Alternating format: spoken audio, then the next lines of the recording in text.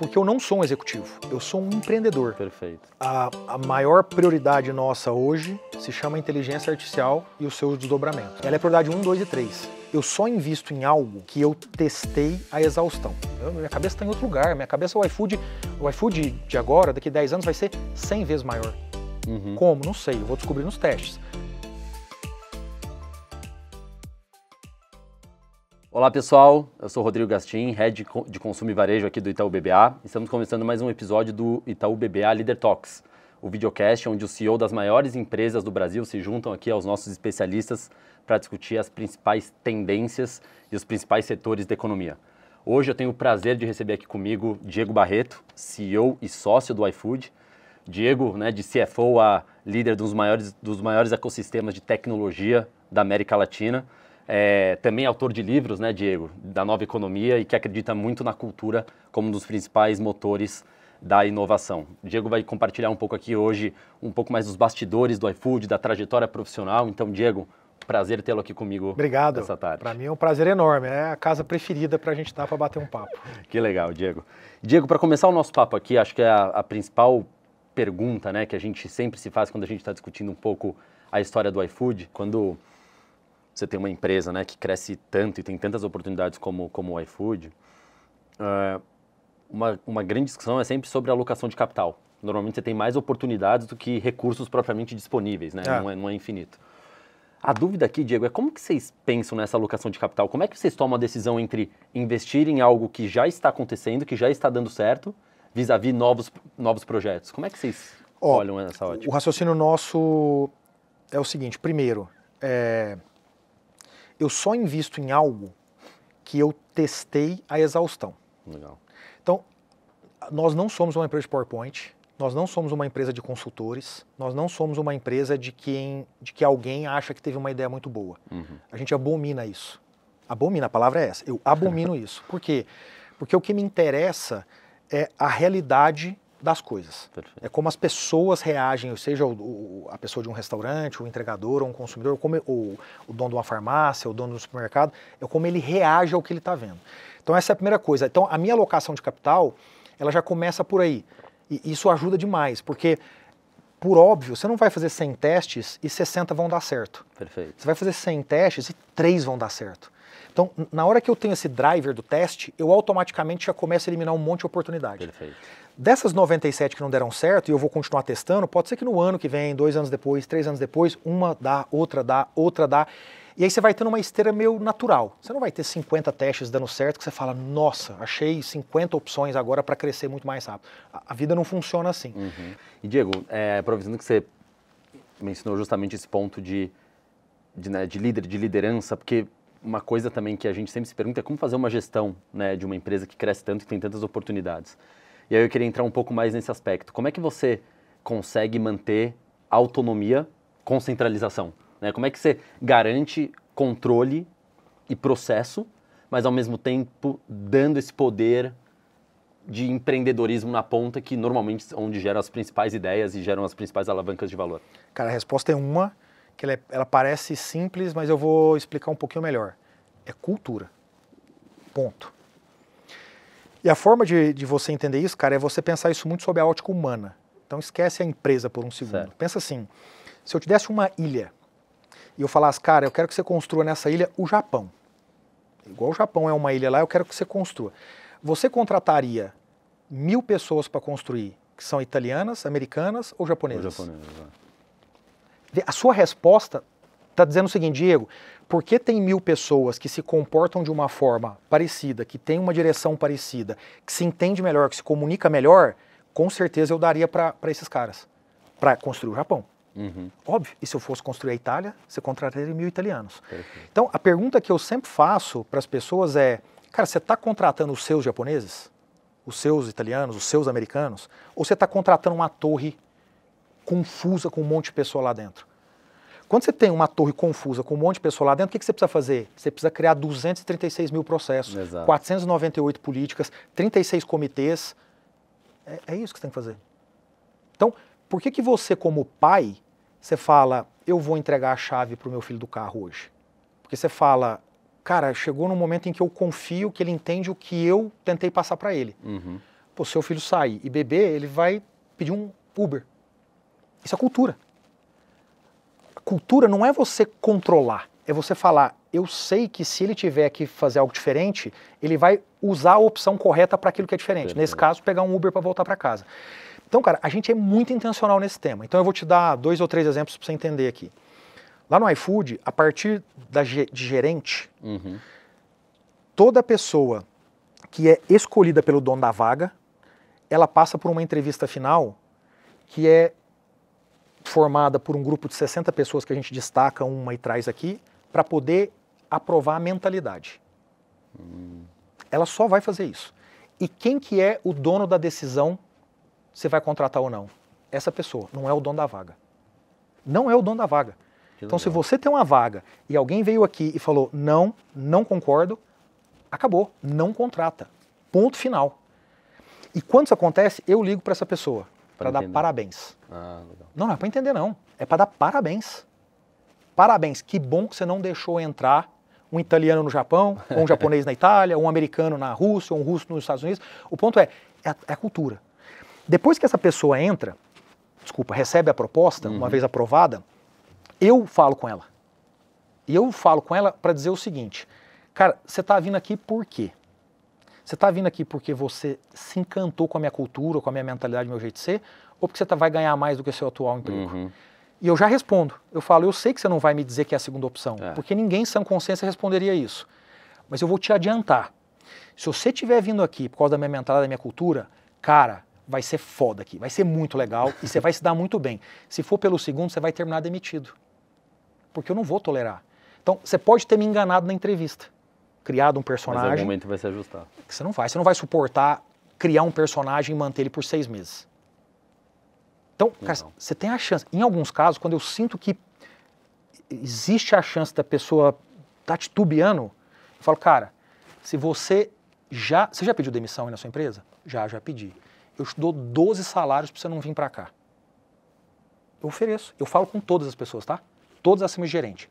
Todas que receberam proposta. Gerente, head, diretor sênior, VP e VP e senior vice president. Todos. Que legal.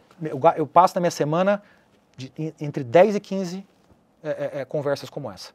Pessoas, né? Cara, na hora que eu tenho o japonês no Japão, acontece o Japão. Na hora que você tem o italiano na Itália, vai acontecer a Itália. Na hora que você tem um brasileiro no Brasil, vai acontecer o Brasil. Então, a gente é obcecado por isso. Porque aí, no final, o que eu ganho? Eu ganho a chance de reduzir muito processo, de reduzir muita política, de reduzir muito comitê, para dizer assim, cara, eu posso confiar mais no ritmo da empresa, na cadência da empresa. Pô, eu vou ter mais problema que outros lugares? Vou. Mas eu vou ter o problema certo. Um problema em pequena dimensão, um problema que não desvia muito do que eu queria, mas o que eu vou ter em contrapartida também? Mais velocidade. Perfeito.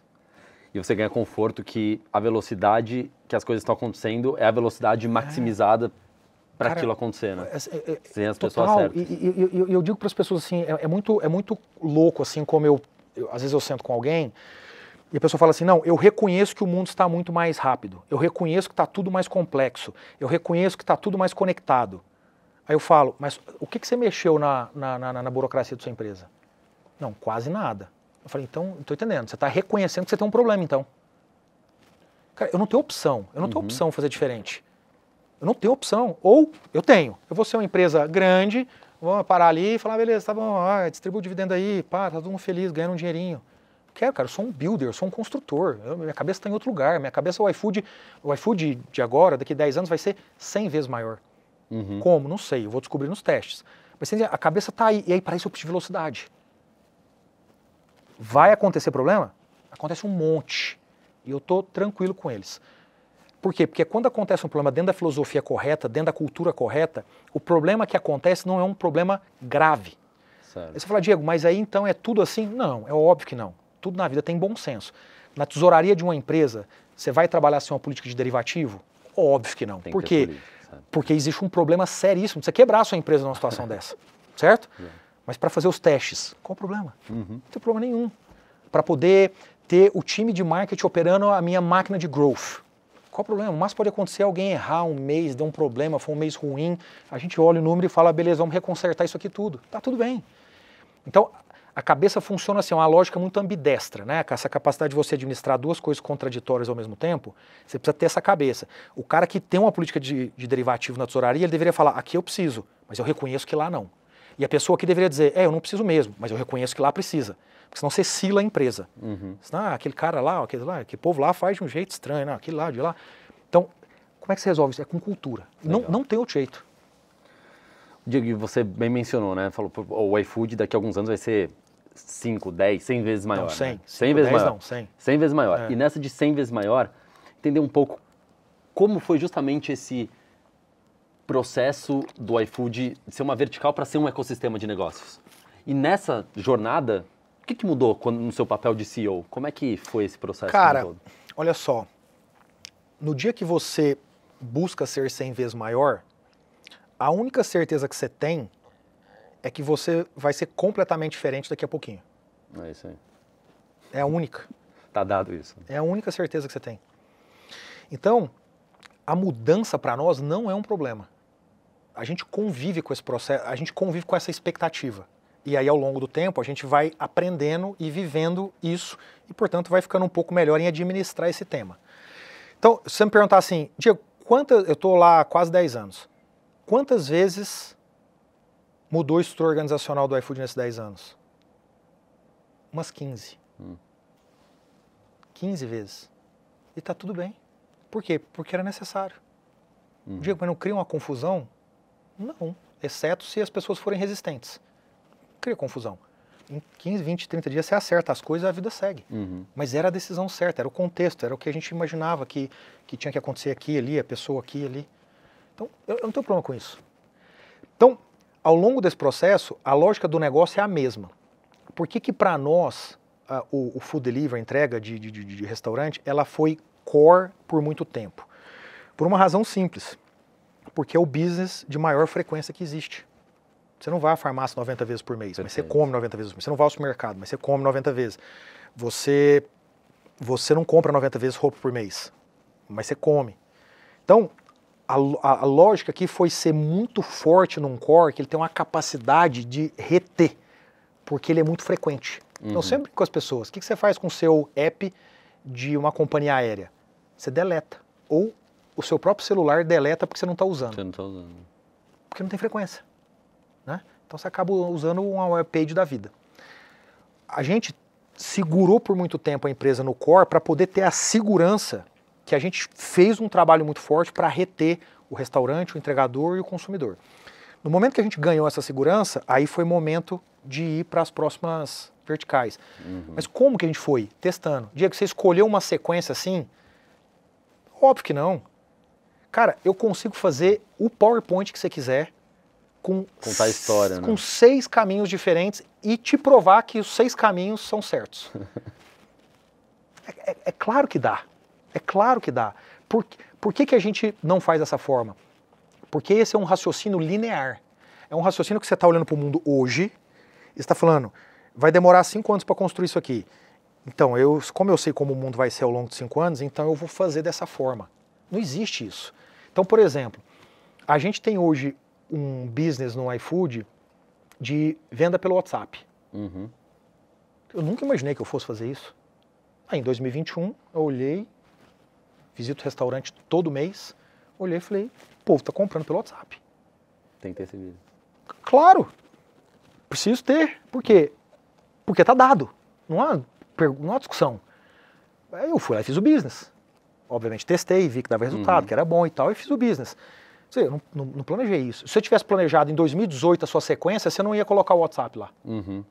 Entende? Sim. Então, para nós, como é que é a lógica, então? A lógica é dizer o seguinte, olha, enquanto eu mantenho o meu core, e ele vai ser o meu core, o que eu crio de adjacência que, em última instância, reforça o core. Ele precisa reforçar o core. Você fala, o que é decolar reforça o core? Nessa lógica que eu te mostrei, eu peguei um profit pool grande, trouxe aqui para dentro, e ele financia o clube, que é o maior programa de loyalty que existe no Brasil. Pô, eu não estou reforçando meu core? É claro que estou reforçando meu core.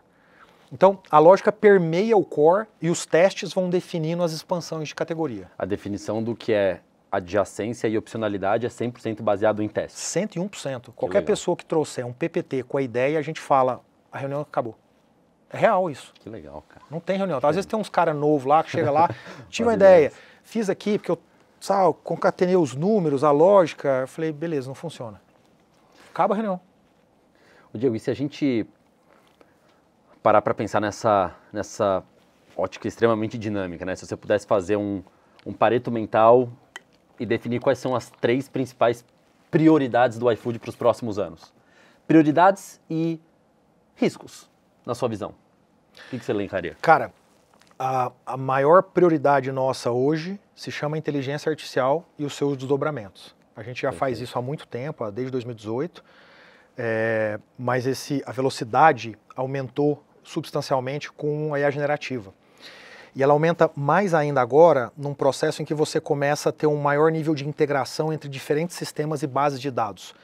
Por quê? Porque o mundo pré-IA generativa, ele demandava base de dados estruturada. Você precisava ter tudo no mesmo lugar com padrão de linguagem idêntico.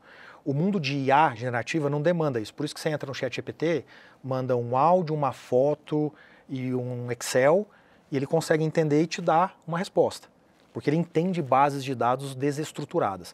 Então, ou seja, o processo sistêmico, né, de integração sistêmica, ele exponencia. Então, aí está minha grande prioridade. Ela é prioridade 1, 2 e 3. Por quê? Porque no momento em que você ganha a capacidade de integrar sistemas diferentes, e sistema não é no sentido sistema de uma empresa, sistema quer dizer qualquer coisa. A opcionalidade, ela explode, a quantidade de opções, ela explode. Né? Por quê? Porque o custo que você tinha para fazer aquele processo era alto e levava muito tempo. Agora você não tem mais isso. Então, eu vou te dar um exemplo do que está acontecendo nesse momento. Antes você olhava, eu vou falar de mim, porque, obviamente, por privacidade, eu só posso olhar a minha informação, né? Legal. Antes, se você olhasse lá para os dados que existem do Diego, ia estar assim, comprou no restaurante A, o item B, pagou tanto, e etc, etc. Eu vou fazer isso aqui ao vivo contigo. Que legal. Se você, nesse momento, entrar no meu perfil do LCM, ele vai te dizer o seguinte sobre o Diego. Vai ficar meio macarrônico aqui, porque ele é em inglês e eu vou traduzindo aqui na hora. Um LCM Profile Sender, que nesse caso sou eu. E aí ele fala, ó, Food Personality and Preference, ele tem os capítulos, né? Order Preference and Timing, Time Preferences, Merchant Loyalty. Os horários. Só que parece só informação, mas não é só a informação crua. Olha como ele me define. Uma pessoa consciente em relação à saúde, mas que mistura isso com indulgência. Você frequentemente escolhe alimentos com proteína, muito densos em nutrientes, como bowl, saladas e poke para o café da manhã e para o almoço. Aí ele vem, nos finais de semana ou à noite, você se permite ser indulgente, né, com sobremesas tais, etc. Aí ele vem, você é uma... Você vê como ele está me definindo como pessoa e não como um item? Então, olha só, quando você tem a informação que é no final de semana que eu faço isso muda totalmente a relação que eu tomo decisão em relação a esse consumidor. Perfeito. Olha o nível que ele vai, eu poderia te mostrar 1000 coisas aqui, eu vou te mostrar 2 que eu acho legal. Olha essa aqui. Você mora nesse bairro de São Paulo, que é um mix de conveniência urbana, entre outras coisas. A sua informação de delivery sugere que você tem um setup, uma organização de trabalho híbrido. Como é que o iFood é? Trabalho híbrido. Olha isso, que legal. Ocasionalmente, você faz pedidos em Osasco, aí ele pergunta, é onde você trabalha? No escritório, perfeito. E aí ele fala, e nessa cidade aqui, que é onde eu vou pro final de semana. E aí ele pergunta, é onde você, né, passa seus finais de semana? Então, olha legal, o nível de informação. Isso aqui é um extrato. Uma das informações que tem aqui que eu adoro, que é a que eu mais gosto, ele fala assim, esse cara aí está preocupado com envelhecimento. Cara, quando eu peguei essa informação, eu falei, como assim? Eu nunca pensei na minha vida. Da onde você tirou isso, né? Nunca pensei na minha vida. Então, 43 anos de idade, me sinto super ativo, faço exercício, faço um monte de coisa, cheio de energia. Eu falei, caceta, mas de onde veio isso? Aí eu parei para pensar. Eu falei, peraí, eu vou ao médico, 43 anos de idade, o médico olha lá e fala, esse hormônio aqui já não está 100%, esse nutriente aqui já não está sendo absorvido 100%, ó, toma aqui esse suplemento, certo? Ó, aproveita e come um pouco menos disso e um pouco mais daquilo. Ele vai percebendo. Ele pega assim, você concorda que eu estou envelhecendo? Quando o médico fala, você tem menos esse nutriente que o seu corpo está absorvendo, é por causa da idade. Sim. Né? Poderia ser por causa de outra coisa, mas enfim, a idade é um componente importante. Então, eu estou envelhecendo, eu só não tinha essa consciência. Olha que louco.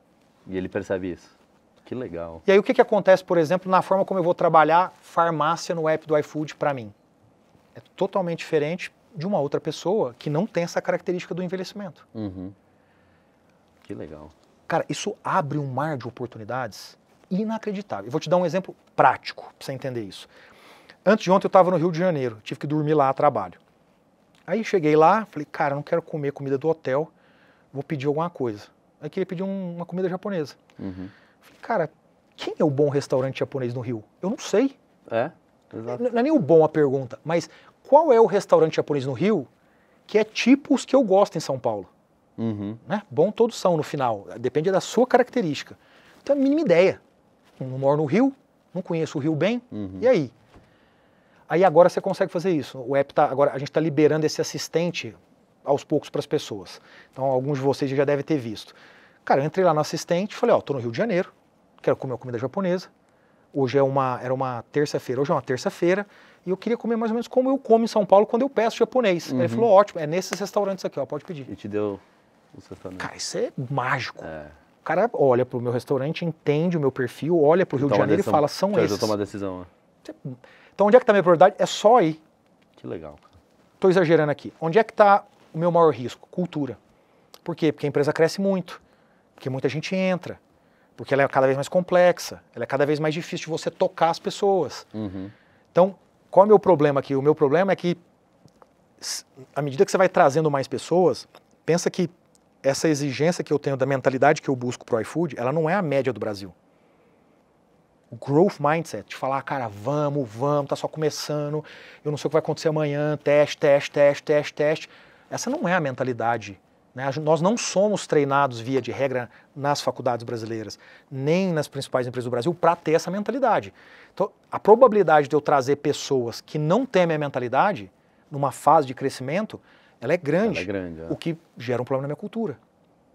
Então, o meu maior risco é isso. E é onde você gasta bastante tempo também, né? Exatamente. Gasto, com certeza. É onde eu aloco a maior parte do meu tempo. Diego, e até caminhando aqui para o final do nosso bate-papo, queria entender justamente um pouco isso, né? Como é que foi essa sua trajetória até virar, né, CEO? Porque, confesso, assim, eu particularmente tenho até uma curiosidade como alguém se prepara para ser CEO. Eu acho que nem tem como se preparar para ser CEO, mas divide um pouco com a gente, assim, como é que foi no momento em que você assumiu, Diego, você é o CEO? O que você faz, assim? Como que você se prepara, de fato, para esse cargo? Então, cara, também... vou te contar umas coisas aqui, ó. Eu nunca almejei o cargo. Nunca, de verdade, assim. Nunca falei assim, não, eu quero ser CEO, tenho que ser CEO. Não. A minha cabeça, eu olho pro meu passado, ela sempre foi uma cabeça de quem queria construir as coisas. Sempre. Então, assim, eu consigo...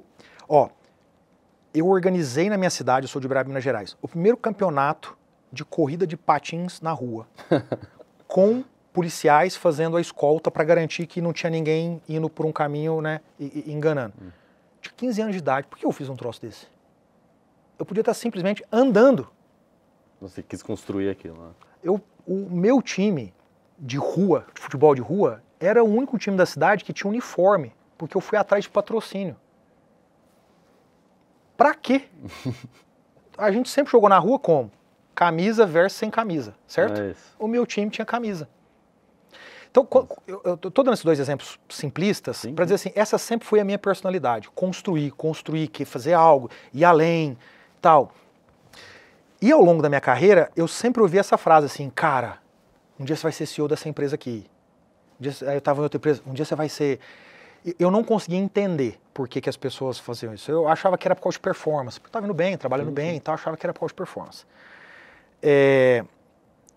Ao longo da minha vida também, cara, eu nunca tive dificuldade de tomar decisões que foram bold, assim, você vê, eu me formei em Direito, e eu consegui sair do Direito e trabalhar, cara, foi uma decisão super difícil, porque eu podia jogar minha carreira fora, eu não tirei o OAB, porque eu falei, cara, eu não vou tirar, porque não é isso que eu quero fazer, eu vou fazer a transição, e eu consegui fazer a transição.